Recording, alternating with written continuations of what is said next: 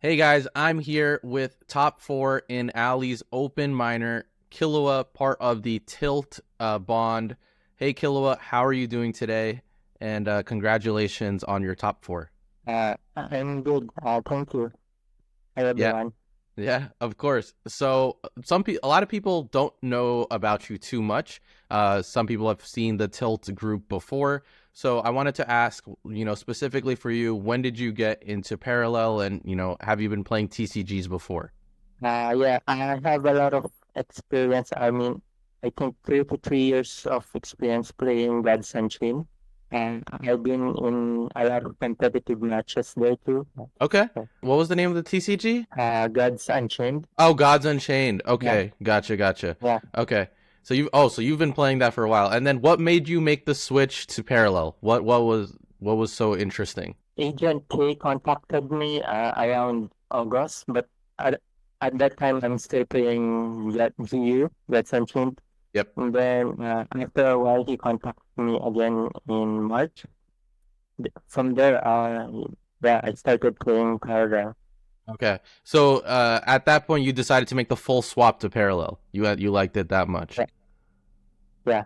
Oh wow, that's I actually very enjoyed impressive. I enjoyed the banking system, so Yeah. it gives an additional, challenge to the game. No, that's absolutely amazing. What I like to ask a lot of players is, how did they prepare for this tournament? So how did you prepare for this tournament? Did you prepare in a group, or was it solo? How did you do it? At first, I prepared my deck solo. I started with my most comfortable deck, like Earthen and Unishop and Shroud. And then after creating my deck, I asked my teammates for playtests, to get the feel for the decks that I will be using. And yeah, that's how I prepared them. Okay. So you were able, with your Tilt group, able to do private testing. A lot of people don't have groups to do that with yet. How important was that for you? Yeah, it was great. I have a lot of teammates to help me play the deck, and also give me advice on decks that I am not used to playing, like Cathy deck. So yeah. Okay. That's really, really good. So in this tournament, let's focus on day one. You were able to walk away X2 with only two losses and make it to the top eight. How did you line up your roundup for this? Did you just play what you were comfortable with? You mentioned Unishop, Earthen, and Shroud are your most comfortable parallels or decks. Is that why you picked those three going into day one? Yeah, because I always plan on banning Shroud. So since Shroud is banned, I think Earthen and Uni will shine and have a high chance of winning. So yeah, that's why I chose those three. And also, like you mentioned, I am comfortable with those decks. Okay. That makes a lot of sense. We have your first deck here, which is the Unishop. Some things that I noticed is in this build is that you play the Idean Hammer. So why do we like this card? Some people usually fit in another 5 cost like a flex card, but you opted to play the Hammer, especially when you banned Shroud. What was it there for? Sometimes it gives me little after playing in grade Freydis. These two deals some damage to the face of the opponent, so sometimes Idean Hammer can help me, fill in the gap to take the win. And then I noticed the Annihilate, was that teched in just for the Earthen matchup? I noticed that's starting to become a little popular. Yeah, Earthen and sometimes Freydis because, Okay. Freydis has 8 HP, so sometimes when I have no choice, Yeah. they played it, so I just use them. Yeah. And Sanctuary. This relic has been a huge hot topic amongst like universal players. Do you keep it? Do you not? What are your thoughts? I know you brought it, so but what do you think about the card in general? During the mid game, around 24, 5, 6, sometimes Uni doesn't have anything to do on those turns. So if you draw it around those turns, you can play it, and just for 1 mana, you can, high roll some Ingrid or Freydis. But Okay. high roll on those turns seems good. Yeah. All right. So you brought the Unishop day one, and then the other deck that you ended up bringing was also Earthen, another deck that you were comfortable with. This build that I saw was very, very interesting. I got some questions. Ephrath's Attendant is a card that has not seen a lot of play lately. So why did we decide to bring two of them in this build? Just for tempo, Okay. since we won't always get the steward, or steward will always be, or sometimes will be handled first. So I can temper with effort, and then from the also as well. So it also serves the same purpose as steward. Okay. That's just my thinking of it. Gotcha. And then the target painters, did you like that you swapped those for the Grove Guardian? I know people have been doing that now. Did you feel happy that you made that decision? Yeah. Sometimes painting one target and then using PSA, it gives better trades. Gotcha. And then the last card one of the last cards, Alvaro, how useful did it end up being for you in the tournament? Do you think it's always good in Earthen, or, because you were banning Shroud, maybe there's more Cathys, so you want to try to punish that a bit more? Walk me through that a little Yeah. bit. It's mainly for Cathy.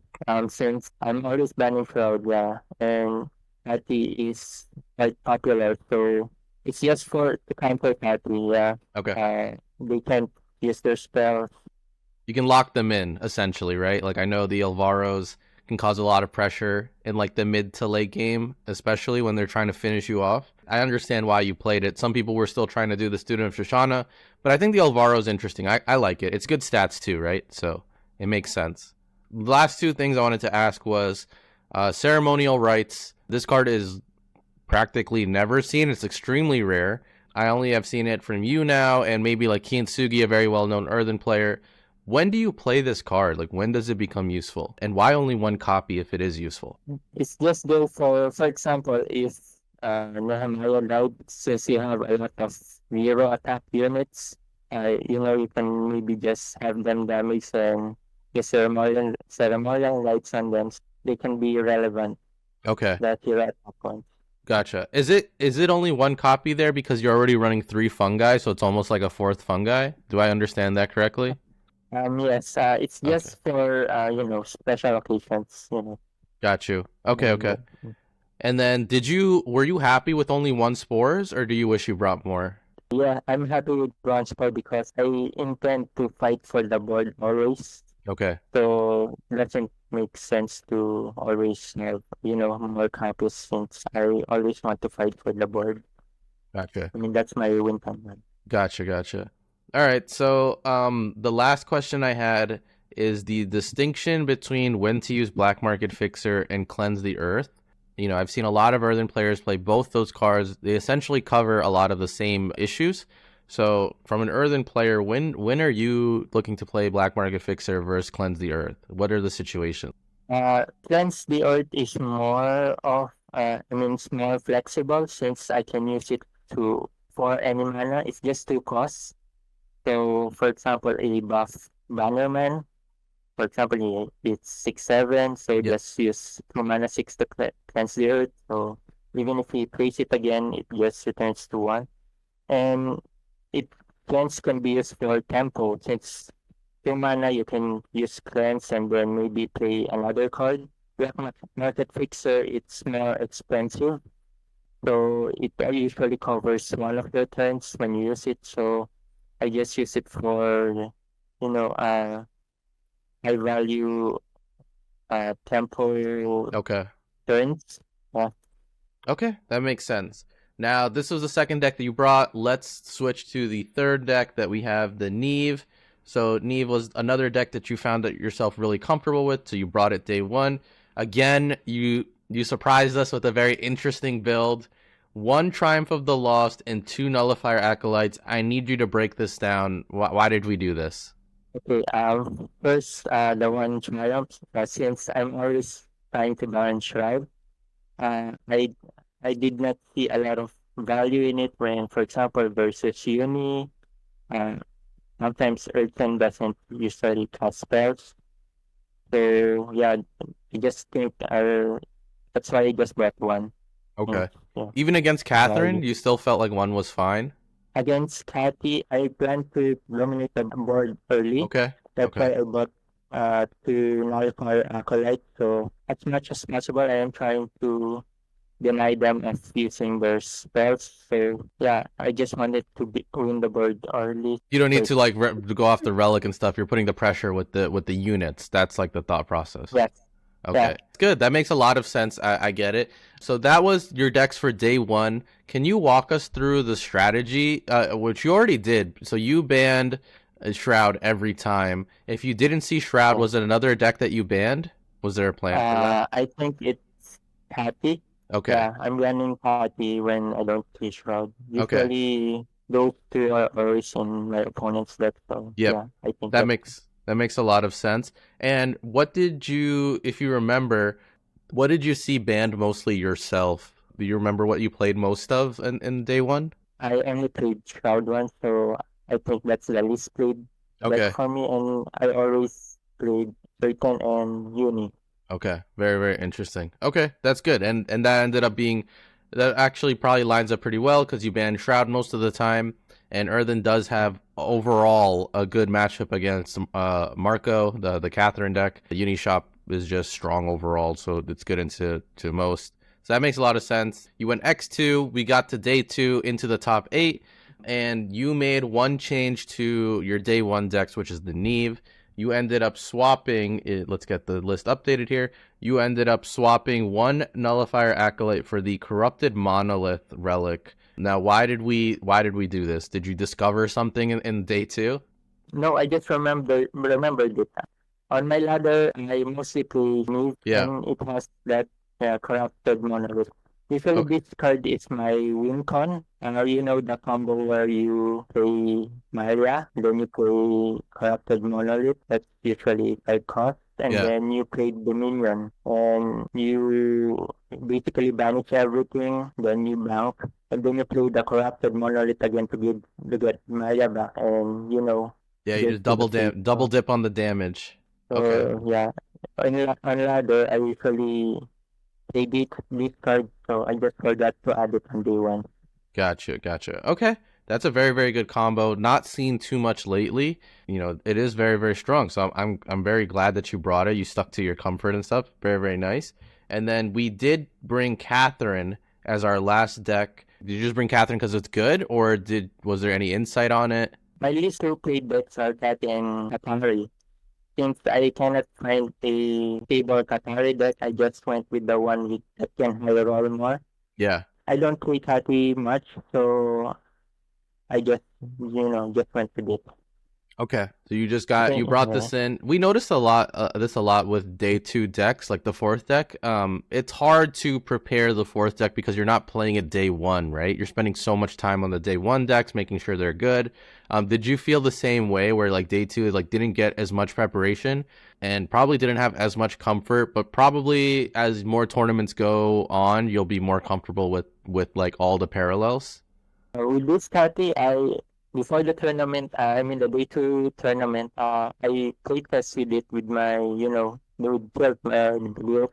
Yeah. I played test with it for about 3 to 4 hours, but as you saw on the tournament, I am not that, comfortable with it. So I made some misplays. I remember like hitting Mars on the mulligan. That was one. And then at the end, I wasn't able to use it. So but along the way, as I got, in the semis, I tried to fix that. No, that makes sense. The improvement is it was there, and I do think that like players like yourself, first off, you already knowing three parallels very very well regularly is good. Just adding that fourth and even fifth comfort will come as we get more and more tournaments, right? So I have no doubt that it'll keep growing. Like the requirement and the knowledge to play better with like the fourth decks will only grow from there, and you guys will kind of rise with that commitment. So that's really really good. Shout out to you again for top four. What was the strategy here with the fourth deck with Kathy? Did your bans change at all, or were you still always banning Shroud? I was always banning Shroud.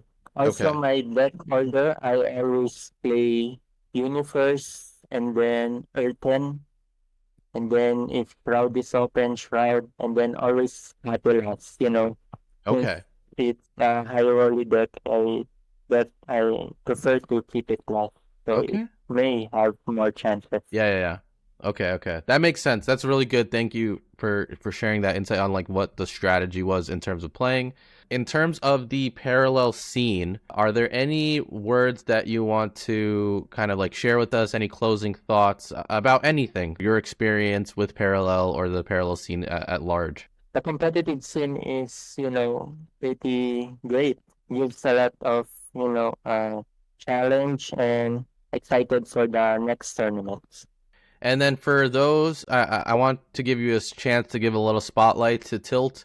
What is it like playing with the Tilt group? And what anyone is interested in, I guess, like, playing with you guys, what is that experience like? One Turn Tip is a great group. They have been incredible cheering me on and offering advice and helping me play first throughout the tournament. If anyone's interested in joining us, you can just hop in our Discord. I think we have an onboarding program for new player. So yeah, Okay, uh, that's absolutely come join amazing. us. That's amazing. Thank you so much, Killua. It's been a pleasure to have you, and I really, really thank you for taking some time to talk with me. I'm sure we'll see your name pop up more, especially with the other members of Tilt. Congratulations to you again on top four, and thank you for watching, guys. Oh yeah, I also want to thank my wife for all the support, not just in this tournament, but in my whole gaming lifestyle as well. I really appreciate it. I love you, man. Thank you for having me, guys.